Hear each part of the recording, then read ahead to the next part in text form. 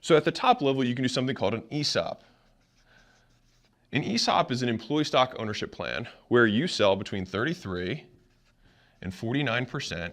Mind you, this is a minority stake in your business, and a bank will finance your employees, backstopping that debt with the equity that you sell them. Employees get the equity here, bank is here, and then there's you.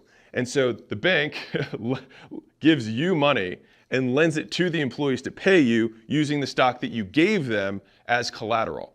Now, what's interesting about this, at least in the United States, and I'm sure there's different functions like this internationally, is that this payment, at least in our tax laws, is tax-free.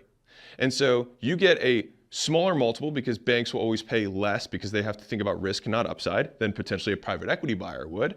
But this is tax-free to the owner, which is pretty sweet. Now, one of the other nice things here is that you still maintain control of your business because you still own majority. And so if you do it in this way, you can help your employees get wealthy, you get a tax-free check, they get to participate in the growth of the business, and oftentimes ESOPs can go well because then now you have a huge team of people who are also incentivizing growing the business and, quote, act like owners. But they didn't need to come up with the money. It's like, here's your stock, and then they go straight to the bank, and then the bank gives them the loan to pay you for the stock you gave them. It's kind of how it works, okay?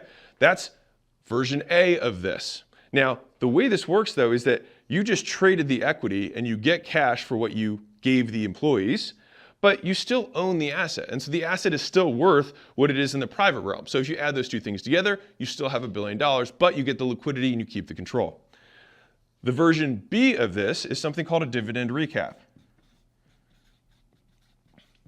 So dividend recap is using the same bank structure that you'd have with an ESOP, except you just cut the employees out of it. You just go directly to the bank and say, hey, how much will you loan me using my entire business as collateral? Now, if you think, that's weird, think about it like buying a house. If you buy a house, you go to the bank, you put X% down, and they give you debt for the rest of it, and then you pay that debt off. And so the business actually works the same way. So if you have no debt on the business, or even if you do have debt on the business, you go and say, hey, we can reliably produce this much income. And so we could pay off this level of debt. And so then a bank would say, okay, well, we'll give you 4 times or 5 times your total EBITDA or your earnings for the year, roughly, and we'll give you that as debt. So if I make $100 million a year, they might give me a $500 million loan that they know that my business will be able to pay the interest off on, which for them makes sense because they're just getting paid to give money that they loaned out, right? And then you have terms associated with that debt, right? Now, if your business is growing, then it makes a ton of sense to do that. You de-risk a little bit as an owner, and the key point here is that the business carries the debt, not you personally.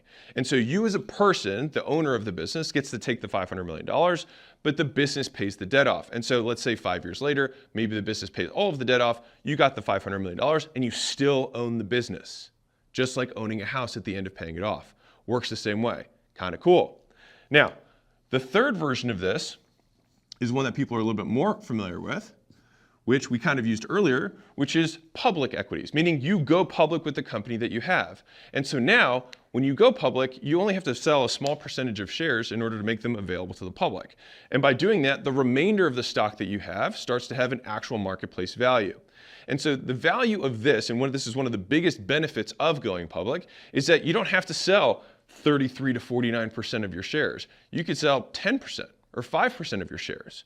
And then the other 95% has a market value in real time. And so then you can still go to those same institutions, banks, et cetera, and say, hey, I want you to loan me. And the thing is here you can do it piecemeal. You don't have to go through a 6-month process or 12-month process to get one specific amount. You can say, hey, lend me $5 million today.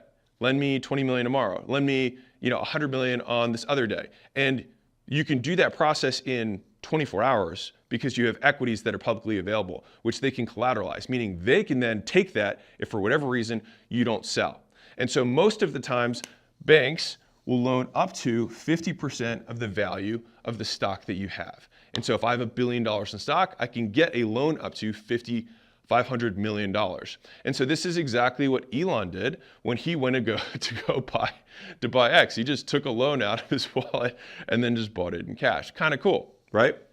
And so the idea here is that these are 3 different ways that you can use. And you're like, okay, well then what's the meta strategy for V4? V4 is you have an income producing thing, plus you understand debt. Because all 3 of these strategies, use a bank or an institution to front the capital. And the main thing with all three of these is that you actually retain ownership and control. And so as my understanding of money and markets improved, I started to understand different ways that I could achieve my billion-dollar goal. Now, if you're like, okay, Alex, that sounds great, but you said there was something about the ultra rich and avoiding taxes. Well, let's talk about the taxes and let's translate it to the $10 million goal. Okay, so here, this is tax-free. Pretty nice with the ESOP thing. The dividend recap, also, this isn't tax-free because you have to take it as a payment, right? So that one you still have to pay taxes on. Here, it's tax-free because it's a loan against your public equities. Part of me feels like dividend recap might be tax-free, not sure on this, but the public equities, absolutely the loans that you take against them are tax-free because they're loans and you pay interest on them and then you have to pay loans back. And that's the big thing. And there's a big, I would say a little bit of a misconception around this. It's like, oh, these rich people, they should be paying tax on unrealized gains. Well, until someone gets money for something, I think that it's like having someone pay income tax on a paycheck they haven't gotten yet. I feel like that's a little bit ridiculous.